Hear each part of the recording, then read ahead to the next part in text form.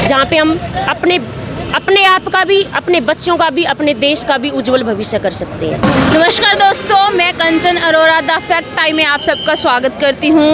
आज हम मिलते हैं कुछ ऐसे लोगों से जो बताएंगे कि डेरा सच्चा सौदा के संस्थापक संत गुरमीत राम रहीम सिंह जी इंसा के बारे में कि कैसी इमेज है समाज में उनकी, कैसे ये लोग उनको मानते हैं, क्या इनके विचार हैं उनके प्रति। नमस्कार मैम।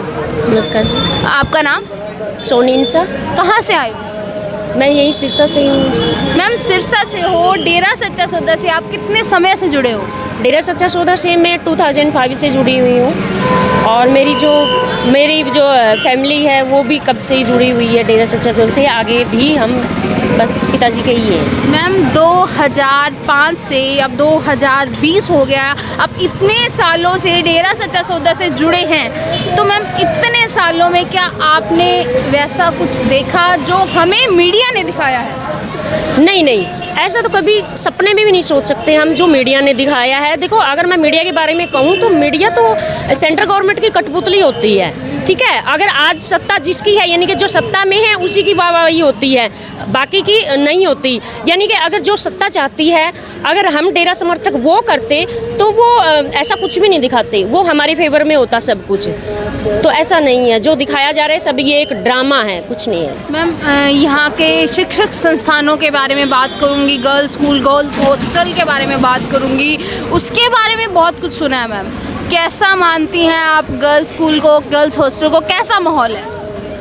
देखो, अगर मैं माहौल की बात करती हूँ तो दुनिया के किसी भी कोने में ऐसा माहौल नहीं है जो मैं यहाँ पे जो संस्कार, जो शिक्षा मैं अपने बच्चों को दे सकती हूँ, मैं कहीं पे भी वो प्रोवाइड नहीं करवा सकती, बिल्कुल भी नहीं।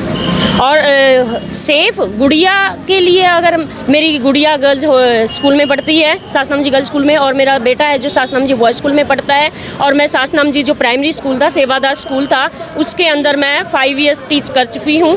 तो वहाँ पे वो जो प्राइमरी स्कूल है उसके अंदर क्या था कि सेवादारों के बच्चे पढ़ते थे फ्री में, जो यहाँ पे काम करने वाले हैं उनके बच्चे पढ़ते थे।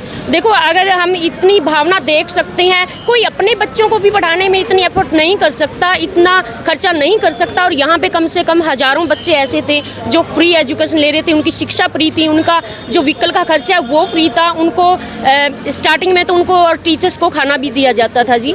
और सबसे ज़्यादा सुरक्षित अगर जो बताया जा रहा है कि गर्ल हॉस्टल के अंदर ये होता है, ऐसा कुछ भी नहीं है।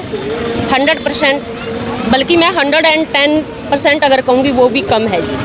मैम ने बड़े अच्छे से बताया कि यहाँ के शिक्षक संस्थानों में ज़रूरतमंद परिवारों के बच्चों को फ्री में शिक्षा भी दी जाती थी, उनका आने जाने का किराया, खाने का सब कुछ यहाँ से किया जाता था। तो मैम 5 साल का एक्सपीरियंस है, आपने स्कूल में पढ़ाया है, 5 साल आपके बच्चे स्कूलों में पढ़ते हैं, आप खुद एक लेडी हो, फीमेल हो, आपकी बेटी है, तो डेरा सच्चा सौदा में आप अपने आप को कितना सुरक्षित महसूस करती है? स्वर्ग में रहते हैं जी हम तो, बस इससे ज़्यादा क्या कहें। कितना सुरक्षित है। अगर मैं ये कहूँ कि मैं किसी अपने फैमिली मेम्बर के पास भी अगर मैं अपनी गुड़िया को छोड़ के जाती हूँ, मैं फिर भी मेरे मन के अंदर कहीं ना कहीं ये वो डर होगा कि भी कहीं चाचा है, ताऊ है या भाई है, कोई किसी का नहीं होता। लेकिन अगर मैं स्कूल के अंदर कहूँ तो उसमें मैं मतलब कि चैन के साथ एक अपने कहीं पे भी अगर कहीं जाती हूँ, मेरा बच्चा यहाँ पे है, सबसे सुरक्षित है, कोई डर नहीं है। मैं अपने घर से भी ज़्यादा सुरक्षित मानती हूँ। मैम बड़े प्राउड हैं, बड़े खुश हैं अपने बच्चों को डेरा सच्चा सौदा के शिक्षण संस्थानों में पढ़ा के, उनको वहाँ छोड़ के। मैम एक और बात, समाज में गुरुजी नहीं है, नशे बुराइयाँ किस तरह से फैल रही है या क्या कमी है समाज में? देखो, जैसा हमें पता है सिरसा के अंदर और ख़ास करके पंजाब में देखते हैं नशा बहुत ज़्यादा फैल चुका है। और जब से पिताजी चले गए हैं तो उसके बाद तो मतलब कि ये एक श्रृंखला विक्रिया की तरफ फैलता ही जा रहा है, कम नहीं हो रहा। अब अगर युवा समाज वो नशा करेगा तो हम क्या कल्पना कर सकते कि जो भविष्य होगा हमारे देश का वो क्या होगा। अगर युवा ही इस नशे की लत लग जाएगी तो मैं नहीं जानती कि कोई बहू बेटी, कोई अपने समाज के अंदर कोई सुरक्षित रहेगा और अपना देश है जो तरक्की करेगा, ऐसी कल्पना भी नहीं कर सकते हम। देखो, डेरा सच्चा सौदा सर्वधर्म संगम है, और एक सिर्फ शिक्षा के क्षेत्र में नहीं, धर्म के क्षेत्र में नहीं, मैं ये कहती हूँ अगर सर्वांगीण विकास कहें हम एक ह्यूमैनिटी का, तो कोई अतिशक्ति नहीं होगी उसके अंदर। अगर हमें कहीं पे भी बेहतर मतलब कि शारीरिक रूप से, मानसिक रूप से, सामाजिक रूप से, सांस्कृतिक रूप से, धार्मिक रूप से अगर हम अव्वल हो सकते हैं, सिर्फ वो डेरा सच्चा सौदा ही है एक ऐसा संस्थान जहाँ पे हम अपने आप का भी, अपने बच्चों का भी, अपने देश का भी उज्जवल भविष्य कर सकते हैं।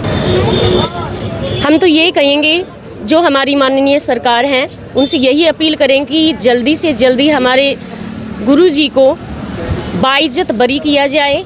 जो ये लांछन लगाए गए हैं ये सरवासर बिल्कुल भी झूठे हैं, कुछ भी इसके अंदर सच्चाई नहीं है। ये सिर्फ रचा रचाया कोई खेल है जो बदनाम करने के लिए, और इतने जो लोग अपने डेरा के जो समर्थक हैं और जुड़ते ही जा रहे हैं, जिनकी भावना डेरे के प्रति समर्पित है, उनकी भी भावनाओं के साथ ये खिलवाड़ हो रहा है। तो जो दिखाया जा रहा है मीडिया के अंदर ऐसा कुछ भी नहीं है।